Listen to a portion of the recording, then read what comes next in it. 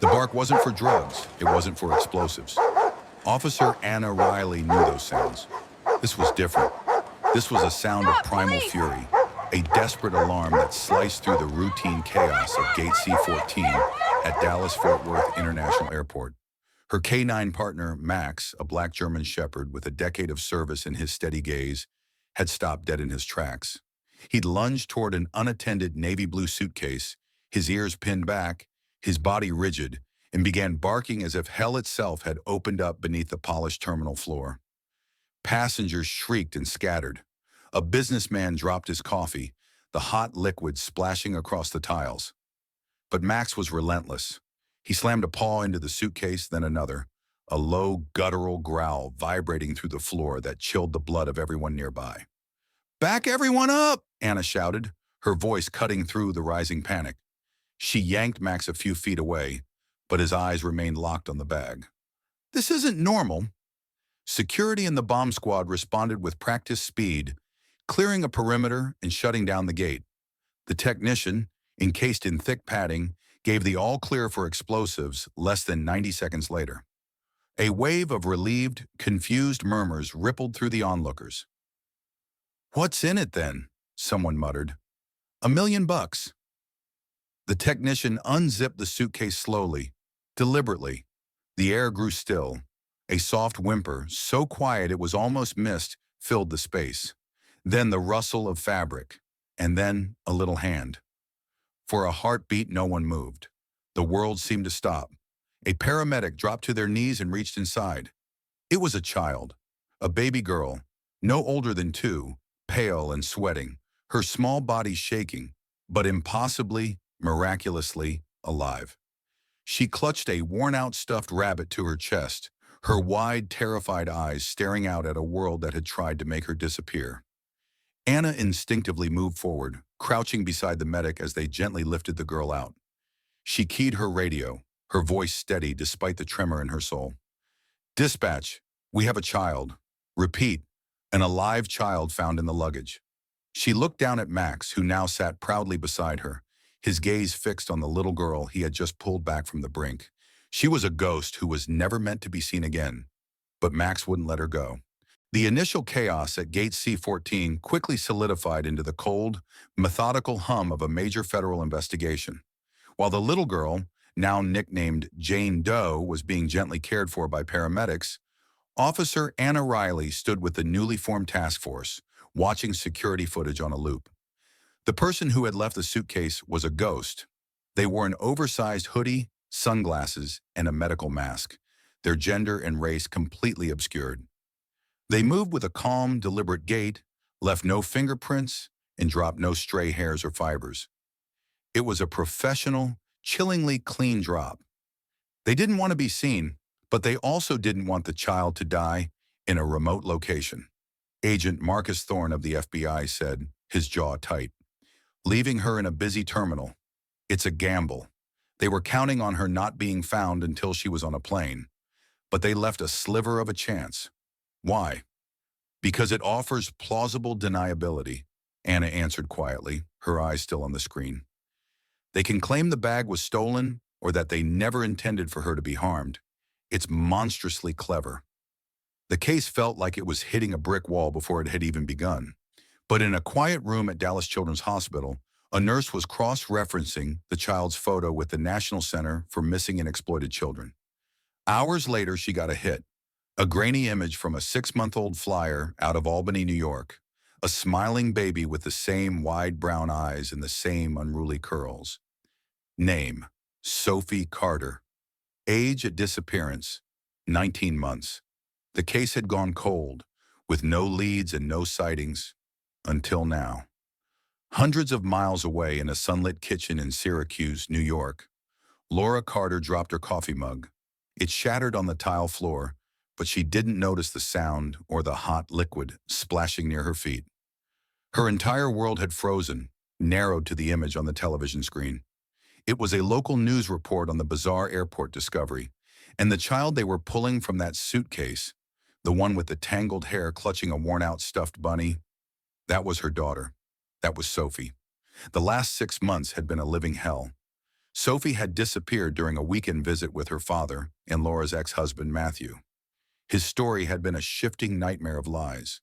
First, he'd dropped her at his sister's, then with a girlfriend, then he'd had the audacity to claim Laura had picked her up early. He'd lawyered up, and with no evidence of foul play, the police could do nothing. The world had treated her like a hysterical, grieving mother, but she knew. She knew something terrible had happened. Now seeing her daughter alive on a TV screen, a tidal wave of emotions crashed over her. Relief so profound it felt like pain, rage so hot it burned, and a fierce, primal determination. She grabbed her phone, her hands shaking uncontrollably. After being transferred between a half-dozen departments, a compassionate detective in Dallas finally confirmed it. A child matching Sophie's description was safe, but they needed positive identification. "I'm on the next flight," Laura said, her voice cracking. "You don't need to wait for DNA. Just look for the small scar on her left eyebrow. She fell at a playground last year." When Laura arrived at the hospital, Anna met her outside the playroom. Through a one-way glass, they watched Sophie taking slow, uncertain steps, her hand clutching the stuffed bunny, which Laura confirmed was named Bibi. "That's her," Laura whispered, her hands pressed against the glass, tears streaming down her face. "Oh God, that's my baby." The reunion was a moment of sacred, heartbreaking silence. Laura entered the room slowly and knelt on the floor. "Hi, baby," she said gently. "It's me. It's Mommy."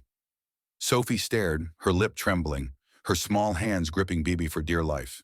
Then she took one hesitant step, then another, and collapsed into her mother's waiting arms. Anna turned away, blinking back the sting in her own eyes, while Max, who had been lying quietly in the corner, let out a soft whine. Later, in a sterile conference room, Laura's grief hardened into cold certainty. "I think he sold her," she told Agent Thorne and Anna, her voice shaking with rage. "Matthew, he was in debt, always looking for an easy way out. I think he sold our daughter." The horrifying theory gave the investigation its first real direction. It wasn't a custody dispute, it was human trafficking. While federal agents began digging into Matthew's financials, Anna focused on the clues from Sophie herself. The little girl's vocabulary was limited, but she whispered words to her mother that painted a grim picture. Dark room, cold, lady red nails. Anna had the airport authority pull the files of all female staff who had access to the terminal's lower levels. She sat with Sophie, gently showing her photos on a tablet. When the image of a recently fired janitorial staffer appeared, Sophie's body went stiff. She pointed a tiny finger at the screen. "Lady," she whispered. The woman's name was a fake, her ID stolen, but they had a face. The investigation exploded. Within hours, they discovered the woman, going by Teresa Collins, had boarded a Greyhound bus to El Paso. Anna and Max were on the next flight. At the bustling El Paso station, Max was all business. He picked up the scent trail almost immediately, leading Anna through the chaotic terminal. He stopped, nose pointed at a woman in a hoodie hunched over a bag of chips. As Anna approached, the woman bolted. The chase was short. They tackled her just outside the side exit. In her possession was another suitcase, this one with small air holes drilled discreetly under the handle flap. The case was empty, but inside her backpack were children's snacks and a pacifier identical to Sophie's. They had their courier. And they had proof that Sophie Carter was not the only child. The network was real. The testimony of the courier, Maria Flores, was a chilling window into a meticulously organized operation, but she was merely a cog in the machine. She knew drop points and protocols, but the name of the man who gave the orders remained a mystery. He was known to his operatives only as the broker. Using Flores's information, the FBI task force, now dubbed Operation Hideaway, began connecting the dots. Financial records, burner phone data, and airport staff schedules from 3 different states all pointed to a single isolated hub of activity, a remote, privately owned cabin deep in the woods of northern Georgia. Officer Anna Riley and Max were flown out on a federal jet, now integral parts of Agent Marcus Thorne's team. As they approached the cabin on foot, moving silently through the whispering pines, the air grew still and heavy. The place looked deceptively normal, just an aging structure surrounded by rusting farm equipment. Max, however, knew better. His hackles rose and he pulled Anna insistently not toward the front door, but to a set of cellar doors hidden beneath a canvas tarp. The tactical team breached the entrance, descending into the cool, damp dark. The room below was not a holding cell. It was a high-tech control center with surveillance monitors, encrypted servers, and a single brand-new suitcase sitting in the middle of the floor. It was bright pink, decorated with cartoon characters. As the bomb technician approached it, Max let out a low growl, a warning that this was something else entirely. The technician opened it carefully. Inside was not a child, but a digital camera, its red light blinking. It was recording. It was bait. Instantly, the monitors on the wall flickered to life, displaying the face of a man in his 60s with a neatly trimmed white beard and cold, analytical eyes. He sat in an antique chair, a dog of his own curled at his feet. "Officer Riley," he said, his voice a calm, polished southern drawl. "I see you and your impressive animal found my little gift. I've been watching your progress. The K9 is the only variable in my system that has managed to consistently outperform expectations." "It's over," Agent Thorne said, his voice hard as he stepped in front of the camera. "We have your courier. We have this location. We're closing in." The broker, Julian Croft, smiled faintly. "I think not. You see, while you were focusing on this empty room, you've been missing the real-time event. You're missing the last one." He paused for effect. "A little blonde girl, 4 years old. She's scheduled for transport in under 2 hours at Hartsfield-Jackson Atlanta International Airport. Gate B 29. A terrible shame if you were too late." The screens went black. The next 90 minutes were a blur of controlled chaos. A private jet was cleared for immediate takeoff. On the flight, the team briefed. The girl was Chloe Davis, abducted from a gas station 2 days prior. The drop was happening in a secure, staff-only supply room. They were walking into a lion's den with the clock ticking. At the Atlanta airport, amidst the normal flow of travelers, dozens of undercover agents moved into position. Anna held Max's harness tightly, his focus absolute as he led them through a maze of maintenance corridors. He ignored every other scent, every distraction, his nose guiding them with unerring certainty. He stopped at a heavy metal service door, his body rigid, and let out a single low growl. "She's in there," Anna said into her radio. The team breached the door. Inside, a man in a baggage handler's uniform stood over another pink suitcase on a conveyor belt, his hand on the lid, about to close it. "Police! Hands in the air!" Anna yelled. The man froze, then dropped to his knees. Anna rushed forward and tore the suitcase open. Inside, a little girl, pale and bruised with duct tape over her mouth, looked up at her with wide, terrified eyes. She was alive. As medics rushed Chloe Davis to safety, Anna stood in the supply room, her adrenaline slowly receding.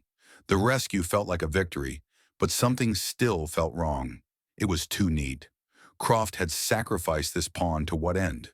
She looked at Max, who was now restlessly sniffing the corner of the room. He wasn't relaxed. The mission wasn't over. They returned to the Georgia cabin that night. While the forensics team combed the main house, Anna took Max back down to the basement control room. "What did we miss, buddy?" she whispered. Max ignored the computers and the empty suitcase. He walked directly to the back cinder block wall and began scratching at it, whining with frustration. Anna ran her hand over the wall. It felt solid, but when she knocked, one section echoed. Hollow. They brought in crowbars. Behind the cinder blocks and a layer of fake paneling was a 6-foot-tall steel vault door with a thumbprint scanner. When the FBI's cryptology team finally cracked it open, they understood. It wasn't a place to hide children, it was a place to hide the evidence. Inside were rows upon rows of external hard drives and flash drives. The entire digital architecture of Croft's empire. Names, accounts, schedules, and a contact list of buyers that reached into the highest echelons of power. They hadn't just saved a child in Atlanta. They had found the weapon to win the war. The contents of the steel vault did not just provide a lead. They provided a roadmap to an empire of evil. The hard drives contained thousands of files, a digital spiderweb of encrypted communications, financial transactions, and a horrifying catalog of victims. In the weeks that followed, Agent Thorne's task force moved with silent, devastating precision. Sealed indictments were unsealed.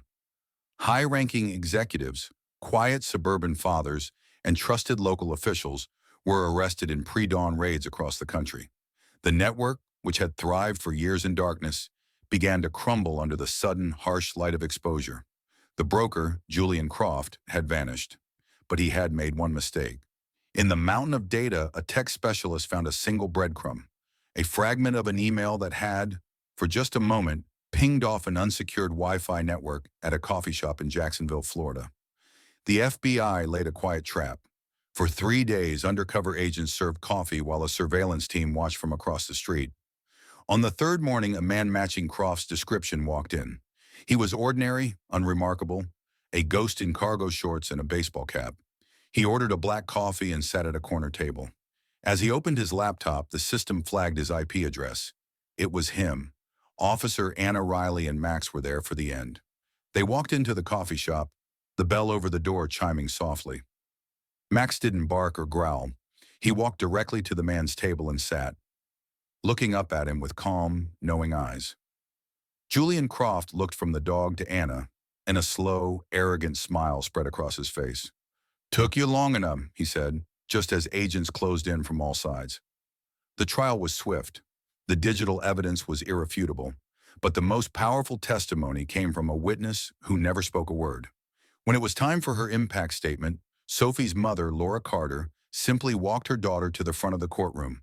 Sophie, now 3 years old, stood silently and held up her worn, stuffed bunny, BB, for the jury to see. That quiet act of survival spoke louder than any legal argument. Julian Croft was sentenced to life without the possibility of parole. While headlines celebrated the takedown of a kingpin, the real work was happening in a quiet therapy room in Dallas. Sophie's recovery was a slow and delicate process. She was terrified of new places and withdrawn from most adults. But she was not afraid of Max. He became her bridge to the world. Anna brought him for visits every week. Sophie would spend hours brushing his thick black fur, whispering secrets into his ear that she couldn't share with anyone else. He would lie patiently, his warm presence a non-judgmental anchor in her turbulent world. One afternoon, while rolling a small ball back and forth with the dog, Sophie let out a sound her mother hadn't heard in almost a year, a small, genuine giggle. In that quiet room, surrounded by justice but still fighting the shadows, that small sound was the loudest victory of all. As months turned into a year, the headlines faded, but the echoes of Duke's heroism did not. The TSA honored him with a special ceremony, officially retiring him from service. He received a plaque and more steak than any dog should eat in one sitting, but his true reward was quieter. His new purpose was found in the weekly visits to the Carter home, where a little girl named Sophie was slowly rediscovering the world. He was her constant, her confidant, the one being she trusted without reservation. He had found her in the dark, and now he was patiently waiting for her to step fully into the light. But time, as it does for all heroes, moved forward. The old K9's gait grew a little stiffer, his muzzle dusted with more gray. Anna made sure his final years were filled with peace, slow walks through sun-drenched parks, and long naps on his favorite rug. When it was time, she brought him to the vet's office one last time. Laura and Sophie Carter were there waiting for them. He was family. As he lay peacefully on a soft blanket, Sophie knelt beside him, stroking his thick fur.